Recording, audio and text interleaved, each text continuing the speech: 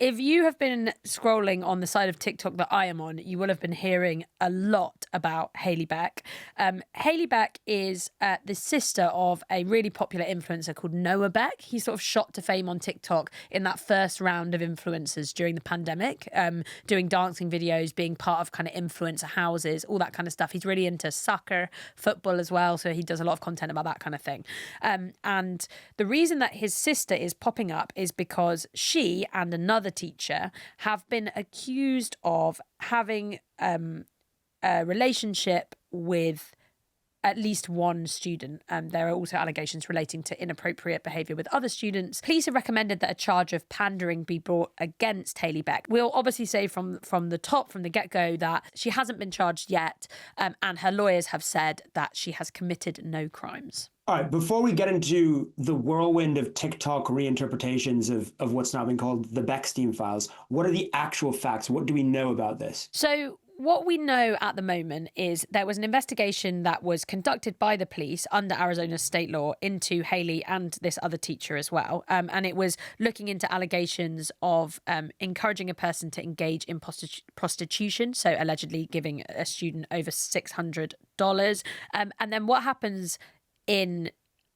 Arizona is the police have got to propose whether they think that the person or people should be charged and what they should be charged with, and then it's up to prosecutors to decide what they want to do. In this case, they kind of did an initial investigation and they were essentially asked to kind of go and investigate again and get more evidence, and then they brought more evidence sort of to the fore. They collated and gathered together more evidence. The kind of latest report that they've released is just like absolutely jammed with like Snapchat messages, back and forth messages on text, like different things that were said during police interviews, like interviews with family members, all of this stuff.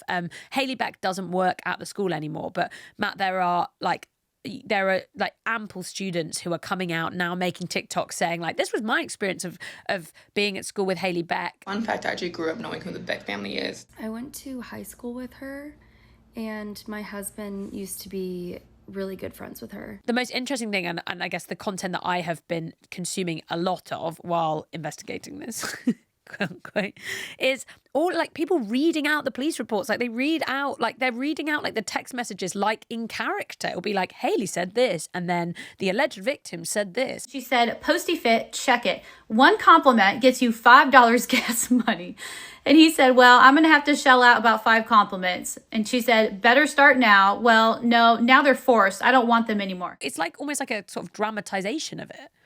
Right. That reminds me a lot of the post-Charlie Kirk assassination, in which you had another situation where the police released files and evidence, including like a chat log between Tyler Robinson, the suspected killer, and his roommate.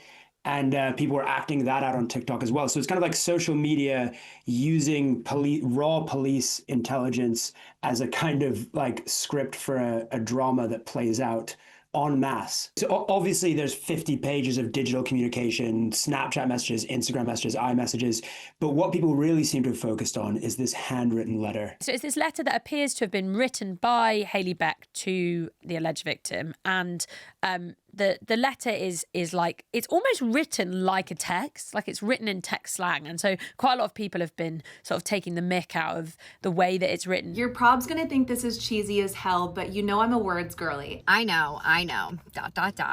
You aren't dying, plus you're literally just a text away, but I have little notes from people when I was away studying abroad, plus would just read them whenever I was feeling a little lonely. There are some really, really, really cringy bits, and I think actually, I mean, so much of the dissecting of the Beckstein files, quote unquote, is people basically like laughing at Hailey Beck and then kind of coming to all these conclusions about what she must be like as a person. Was she cool in high school? Was she not cool in high school? Why would you do something like this? Obviously kind of going way beyond the fact that these are allegations. There's not been a decision made yet on charges. Like there are a few TikTokers I've seen who've been like, I've stayed up all night. Like you must watch my video. Here's like a flow chart of what happened, and here's more of the evidence, and here's what she said to police. And they will be racking up hundreds of thousands of views for this content because it's basically like having a sort of like gossip on steroids. But perhaps the most concerning part is that because these open source sort of documents, etc., include quite a lot of details, including like the first names of people's parents and things like that. Very quickly, social media has identified who they believe the victim to be and are sharing clips of him in a way that you'd imagine the police are probably not so keen on. What we're seeing here with the Beckstein files is a much smaller scale version of what we saw with the Epstein files, where when the government does the rare thing of releasing raw evidence, raw unfiltered evidence, which includes everything, some legitimate claims, some claims of people who may have paranoid schizophrenia and are calling up the FBI to say that, you know, Jeffrey Epstein is a cannibal and eats babies or whatever it is. You know, all of that is released at the same time to the internet, and it's up to the internet to then pore over it and come up with their own theories. And a lot of like blatantly false conspiracies came from that recent dump of the Epstein files.